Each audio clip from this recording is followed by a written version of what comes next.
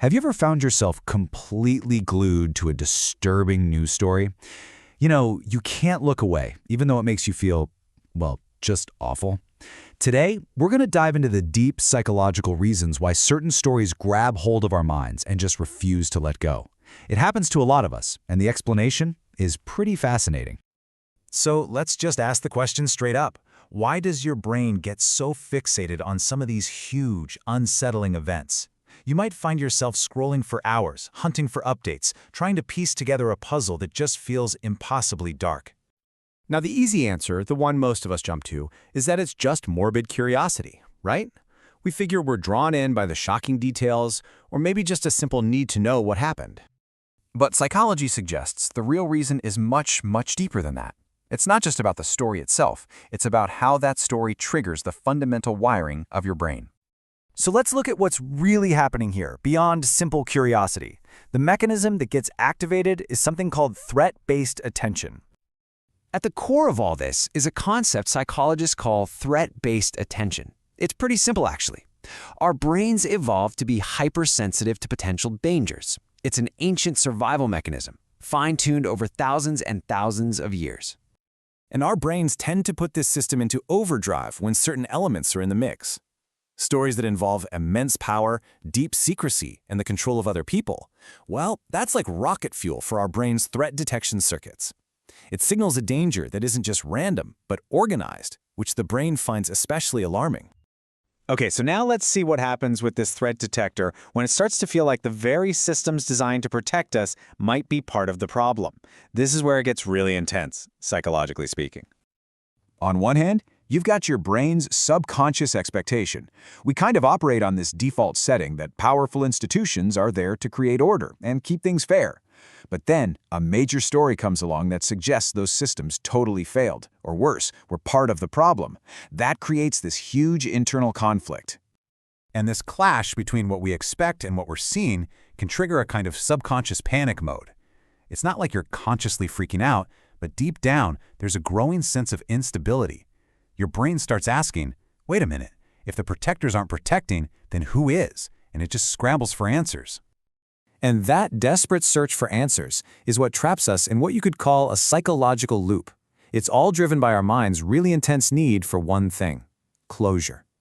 I mean, think about it. Our minds are basically story processing machines. We crave clear endings, we want to know who the villain is, we want to see the punishment, and we want to feel like the moral order has been put back in place. It's how we make sense of the world.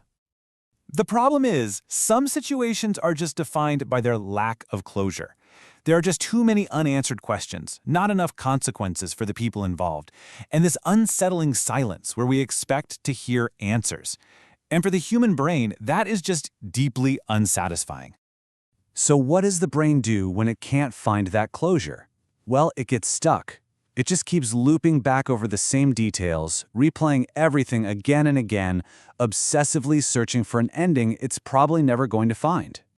And underneath all of that looping is this false logic our brain is following. It's this subconscious belief that, hey, if I can just gather enough information, if I can just understand this whole thing from every single angle, then I'll feel safe again. But here's the paradox, and it's a big one.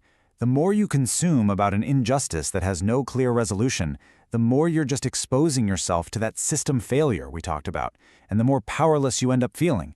The search for safety actually makes you feel less safe. Now, beyond the threat to our personal safety, there's another really powerful layer here. It goes right back to that idea of system failure. When people in positions of power seem to break the most fundamental rules, our brains don't just see it as a mistake. They register it as a deep breach of trust, a moral violation. And that leads to a really profound and unsettling question. What happens when our very idea of fairness feels broken? When it seems like the rules just don't apply to everyone equally, it shakes the very foundation of how we see society. And that's why it feels so personal, even if the events never touched your life directly. A breakdown in fairness on that scale makes the whole world feel less stable, less predictable. It feels like an attack on our shared sense of order. Okay, so understanding the psychology behind it is the first crucial step. But how do you actually break the loop? That brings us to our final part: how to reclaim perspective. This is a really critical way to reframe it. You have to realize your brain isn't actually addicted to the grim details. It's addicted to the hope that the next article, the next video, the next update will finally give it the reassurance it's so desperately looking for. So the solution is about taking a few conscious steps. First, limit your exposure. This isn't about being ignorant, it's about choosing not to drown in it. Second, as you're engaging with the topic, just understand the pattern. Recognize that psychological pull for what it is. And third, use that new understanding to consciously step back and disengage from the obsessive loop. And let's be clear, acknowledging the psychology behind your obsession doesn't make the actual events any less horrible. That's not the goal. What it does, though, is it gives you back control over your own mental state. It gives you back perspective. It gives you the ability to separate the event itself from your brain's reaction to it. You can start to see your own response as a predictable, understandable, and, most importantly, a manageable process. And all of this leads to a really crucial realization. Our brains just weren't built to process endless injustice with no resolution. Recognizing that not every unanswered question deserves your finite emotional energy isn't being apathetic, it's being wise. It's how you reclaim your focus and decide where your energy truly belongs.